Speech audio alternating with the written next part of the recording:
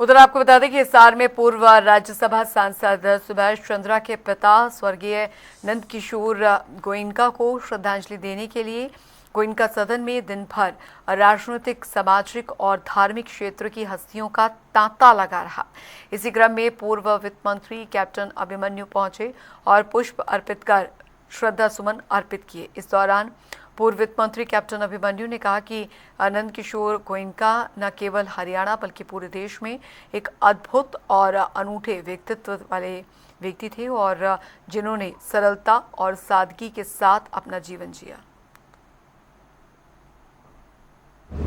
स्वर्गवासी पुण्य आत्मा श्रीमान नंदकिशोर गोयनका जी वह पूरे हरियाणा प्रदेश ही नहीं बल्कि पूरे भारतवर्ष में एक अनूठा, अद्भुत, अद्वितीय व्यक्तित्व थे, जिन्होंने अपनी सरलता, सादगी से जीवन को जीते हुए गौ सेवा, समाज सेवा के मार्ग को अपनाते हुए और बड़े धार्मिक तरीके से अपने व्यापार की वृद्धि को करते हुए और एक बहुत बड़े परिवार को आगे बढ़ाने का काम किया। उनका व्यापार देश और दुनिया के अंदर फैला, लेकिन उन्होंने कभी अपने आप को ज़मीन से अलग नहीं किया। वो बड़े ज़मीन से जुड़े हुए महापुरुष थे। उनका एक पूर्ण जीवन और पूर्ण आयु को प्राप्त करके परमपिता परमात्मा के श्री चरणों में जाना हम सब के लिए जो रह गए हैं एक कष्ट और दुख का विषय जरूर है, परंतु हम सबको इस बात का संतोष है कि हम ऐसे महापुरुष के सानिध्य में रह करके उनसे बहुत कुछ सीख पाए, बहुत कुछ उनको हमने देख करके सीखा है। और मेरे पूज्य पिताजी स्वर्गीय चौधरी मित्र सेन आर्य जी के वो घनिष्ठतम मित्रों में से एक थे। दोनों में आपस में किसी भी प्रकार का पर्दा नहीं था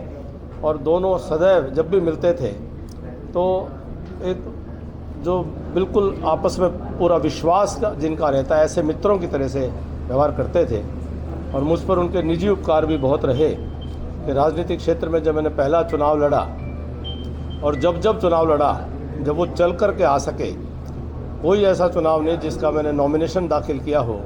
जिसमें आदरणीय नंदकिशोर गोयनका जी